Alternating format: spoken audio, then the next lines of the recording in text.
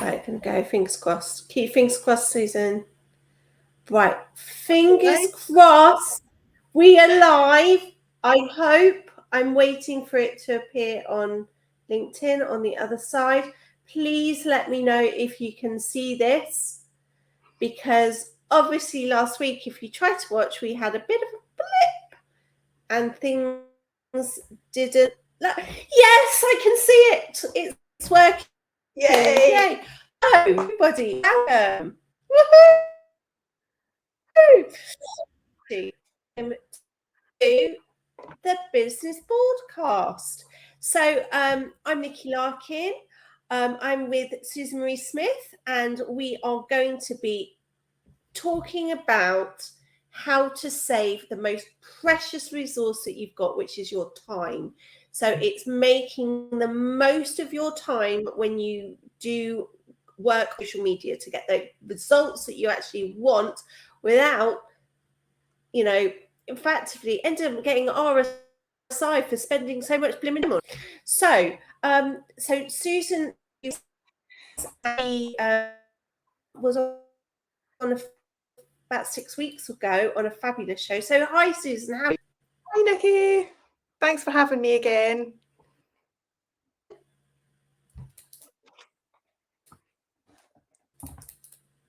I seem to be freezing, crashing. Am I still there? Sorry, there was a sudden day. Hopefully that's all going to be better now. So brilliant. So we're going to be full of lots and lots of tips today. So and we're going to be summarizing at the end. So if you can try and stay tuned, we will summarize the tips at the end. As always, though, these are recorded, so you can refer back to this later on LinkedIn Live or YouTube. So Susan, right, we're talking about social media, making sure that we get the right marketing work and ROI on it, really. So first question, how often should you post and how much time should you be putting in? Ooh, okay, so I see a lot of businesses who post every day, 7 days a week, or sometimes multiple times a day, thinking that the idea is I need to make more because my client's not seeing what I'm making. My ideal client's not seeing what I'm making. I'm only reaching so many people. So they get caught in a trap of thinking it's about making more and more and more content. And it's kind of counterintuitive because you're taking up an awful lot of time in the content creation part when what you might not be doing as a result is actually getting to know who your ideal client is. And a lot of what you're missing out and what I see people miss out on is knowing where their ideal client is and how to talk to them.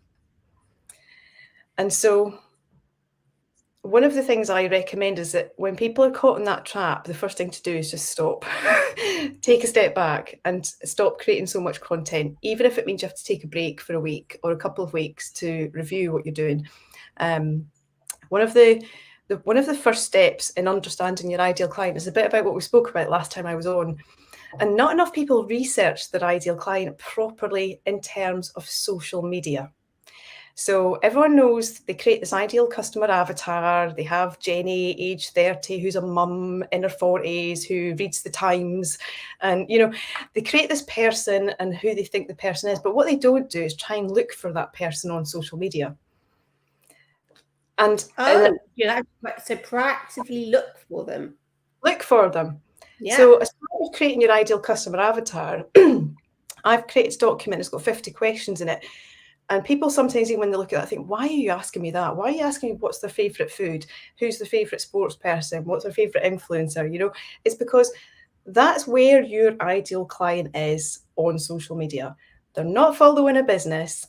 They're following people, or they do, but they're not engaging maybe with you and interacting. They follow some businesses, but they're more interested in things that they like, that they value, that they believe in. And people use social media not to think about work. Even B2B, you go on and you scroll and you want to see things that entertain you, that are lighthearted. So there's a huge number of people who follow, who used to be called influencers, but we're moving away from that now, and people are being called content creators. So you've got mum bloggers, you've got people who blog about food, you've got people who blog about sports, all these different topics. And that's where your ideal customer is. They are in that person's audience, connecting with them, engaging on their content, because that person's not trying to sell them anything. Right. Okay. Makes sense. Yeah, and it can tell you a lot when you start to look at those content creators. You can actually learn an awful lot from them as well about how they engage people. How do they make content that makes people want to leave a comment? How do they make content that makes 100,000 people want to follow them? What are they talking about? And you need to find ways to actually be a content creator, not business, not corporate, not selling. You need to find ways to talk to people as humans, human to human, on the things that they're interested in, that you can find ways to relate to your business. Absolutely. So talking about content, you mentioned earlier about, some people just swamp it with too much content, but you've also got the other side where people really struggle to know what to post, what to create. So and also it can be quite time consuming, if you make really flashy content. What are your shortcuts to making effective content? So I find the most effective thing to do is to think about some core subjects that you can talk about. 3 is enough. Just have 3 topics that you want to talk about on a continuous basis where you're not selling your products. But the topics that you choose to talk about should connect and link to what you sell. You could talk about certain ways of transforming people's businesses, their lives, their habits, their work, making things better for people by giving advice and giving guidance on things and doing sort of hacks, hints, tips, that type of content. But you need to not make it about your products. You need to make it about 3 core subjects that link somehow, that your audience actually needs to hear about, what they really want. They want to save time. They want to save money. Those are core things for almost every business owner. They want to do things quicker, more efficiently, more effectively. But you can find ways to talk about that related to your products. And then instead of, one of the things that people do is they do a post and that's it, they've done it. I've spoke about that, I've done it. Now I need to think about something else to talk about. Well, no, you talk about that subject again, but now you do it in a different format for a different type of content consumer. So if you have a subject that you really like, it's about breaking it down into really small bite-sized chunks. I mean, people have so little time on social media and they want to spend time. And shorter attention spans. Yeah, and they want to engage on the stuff that's lighthearted and easy to consume. So if you've got quite an in-depth topic to talk about, chances are you've probably got at least 12 posts in your back pocket and you're trying to fit it all into one or 2 maybe. And you're trying to do it maybe in one single format, and you're not thinking about how could I do that same thing as a carousel info style graphic? How can I do that as a single image? How can I make that a video? But also, how can I give it different themes? How can I do it sometimes where it's entertaining? How can I make it inspiring another time? How can I make it educational another time?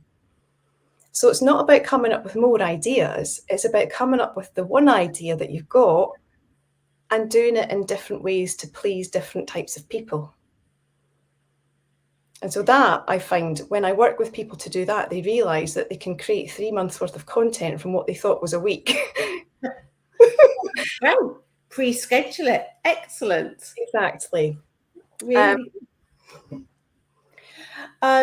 So you've said about try to have 3 areas. So how do I know what content I should be producing then? Okay. So one of the things that if you find it really difficult to get inside the head of your ideal customer, if you do find that challenging, we talk about keywords a lot. Keywords and keyword search terms are used typically for Google. That's what a lot of people think about them for SEO, for websites. And that's becoming more useful for social media now. But when we say keywords, what we mean is that you have to actually think, not like you from your acronym business jargon perspective. You're thinking your ideal customer doesn't know the name of the product or what it actually is, but they're searching for a problem. And so how do they word that problem? And there are websites and places that you can go to actually put in your topic that you talk about and find what those search terms are and what those problems are that your ideal customer is actually searching for. So there's websites like Answer the Public, Quora, Ask, you can look at Pinterest, Reddit, all of these different sites, Google Trends, even looking at Amazon book reviews, even looking at a book title of something that someone's written a book on a topic that you sell a product for. What's in the reviews there? What are people saying on they're saying the book didn't cover, or it was great because it did cover it? So there are so many places that you can go to look to see what your ideal client is actually needing to know right now. And that's what you want to make content on, so that it's timely. You want to do it in their language, using the search terms they use, and then answer their questions. And that's how you get them to buy into you, because you're clearly understanding what it is that they need.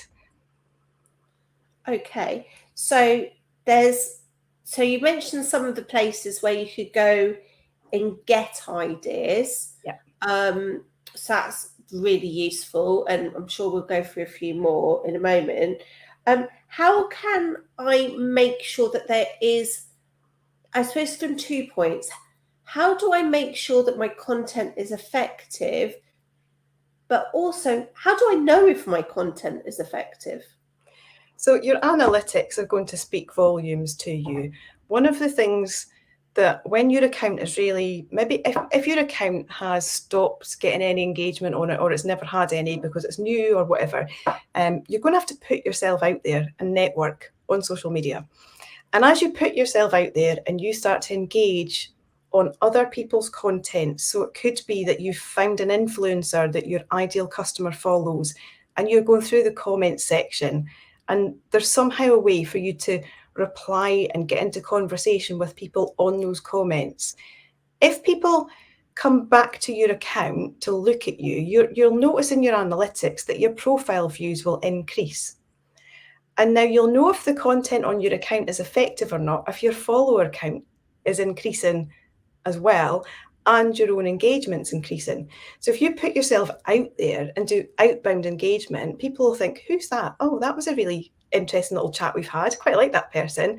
They'll come back and look to see what you've got on your content. If your content's not answering what they need, then they won't follow you and they won't engage. Okay. One thing I always find amazing is with the really successful content creators is they're only following a handful of people versus, there might be like 1,000 or might be 100 sometimes, 100 or 1,000, perhaps 2,000 max, but they've got 50,000 or hundreds of thousands. How do they, is that for business to business rather than from reality personalities or whatever?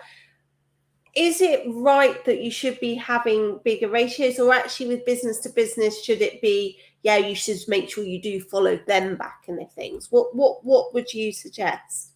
So I think that there shouldn't be a rule on it as such, but what you need to think about is if somebody comes and follows your account and you're in the same industry and you go look at their content and you think, I can't relate to you, there's no human on your account, I don't know who you are, you've just followed me randomly, we haven't gotten a conversation, I'm not going to follow you back until you've found me. So you're going to comment and get to know me on my content. And then once we've chatted, if I like you, I'll come back, and if I do like you and like your content, I'll follow you too. But I don't feel obliged to follow you. And so the accounts that grow are usually because they've got better content. And okay, so it could be that you so for your effectiveness, it could be because the better content, but also it's your engagement. Yeah. But also it's then what they do with it as well. I think this is thing that we've talked about before. It isn't about having tens of thousands, hundreds of thousands of followers.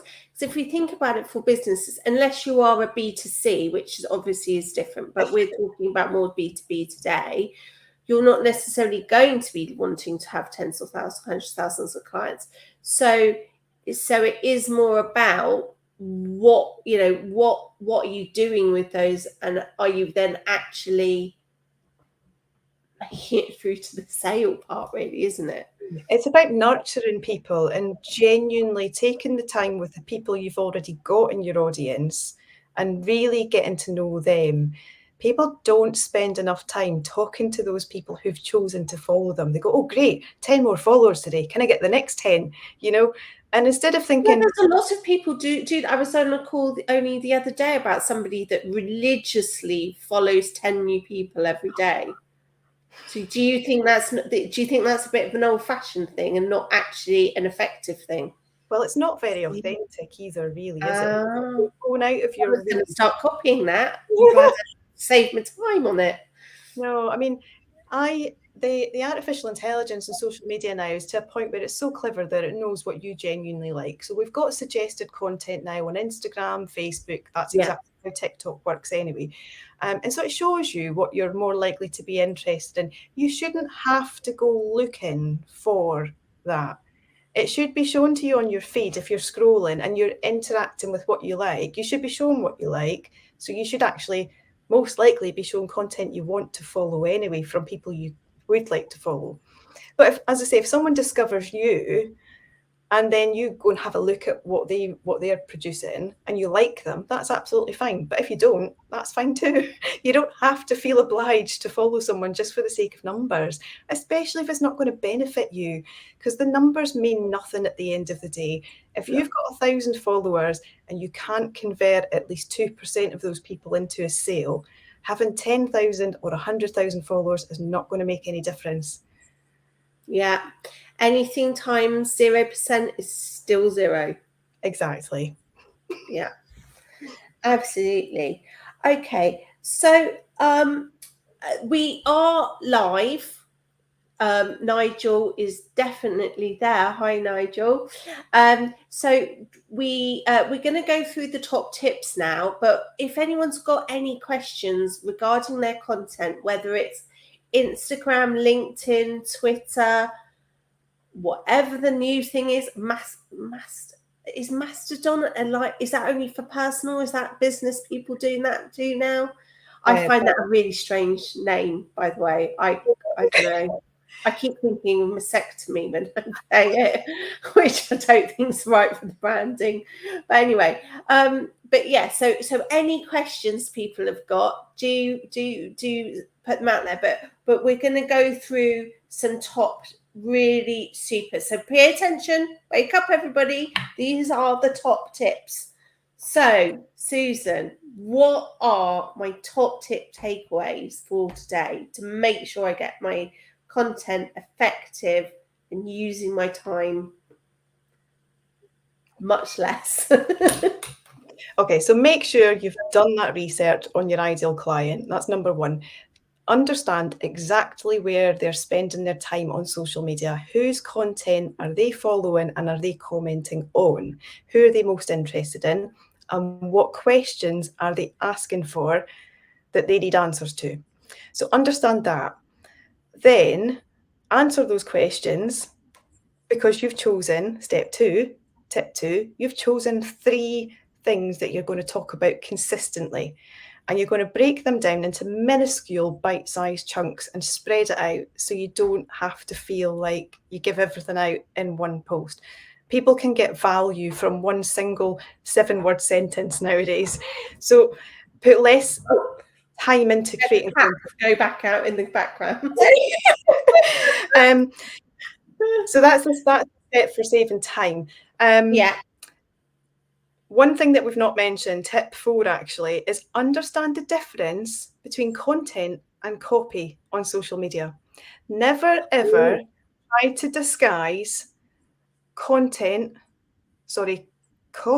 as content. You are either selling or you're given help for free. And you should be given difference between straight sales and pre-sales general helpy stuff. Yeah, you need to do at least 80% of your posts, your content should actually just be content. You're not expecting anything in return. And then be clear when you are selling, because you've given so much value for free. You've given 80% of your posts out. Now you're going to go, bang, I want you to buy this. I've answered all your questions. I've created all this content that you needed to know to help now you. Get your wallet out. Now show me the money. Right, we're going to talk about your final tip now, but if we can do that right at the end, because we want to go through, because we've started getting some questions. Okay. So let's bang them out. Okay. Right. Pete says, I like a target. Of course you do, Pete. How many posts per day is a reasonable number to comment on? And I think in brackets, to not appear to be a stalker. Okay. So it's to be showing that you're being a helpful person, not being a stalker to different people, or a troll. People can appear to look troll-like. Yeah, exactly. And instead of putting a number of posts, I always think quality. And so I dedicate a set amount of time. And so the Digital Marketing Institute recommends that businesses spend an hour a day on engagement. That comes under the social selling aspect of the certification that you get from them. You should be spending an hour a day engaging with people. So what I see some people spending an hour a day leaving as many spammy emoji comments as they can, as many places as they can. And literally the comments just have emojis. I would rather comment on 5 posts with a paragraph that shows I've fully read what the person's posted about, that I've fully read everybody else's comments and questions within that post, and that I've taken the time to think, what is this about? What is the point this person's trying to get across? Can I add any more value to show I'm also an expert in that area? And can I answer anybody's questions in the comments section? Interesting. Because that was one thing I used to find when we were in the real world of networking. You did often see some people out at every single networking event, and you did think, when on earth are you doing any work? And that people will think the same on social media. If you are constantly trolling, I'm going to call it trolling, rather than doing valuable replies, and then show. Interesting. So, right, I've got another question. I'm happy to answer this if you don't want to do, Susan. No, it's fine. I'm happy to answer either. Susan, what is Mastodon? Well, it's not that new. It's been out for about 3 years now, I think. It's the Twitter thing that's triggering it now. Yeah. People are a bit unhappy with Elon Musk and they're jumping ship to an app that's very similar to Twitter, but it's not really, as you asked earlier, Nikki, it doesn't have that many businesses as such on it yet, but that doesn't mean that can't shift. We've seen what's happened with TikTok and how quickly and rapidly that grew, that this could potentially be serious rival for Twitter. I've tried to go on it. I've not really engaged on it yet. I've just set it up. It looks, first impression, it looks more like Discord than Twitter in some ways, because it's got lots of different groups. Yeah. And sort of like Reddit and those types of forum type platforms.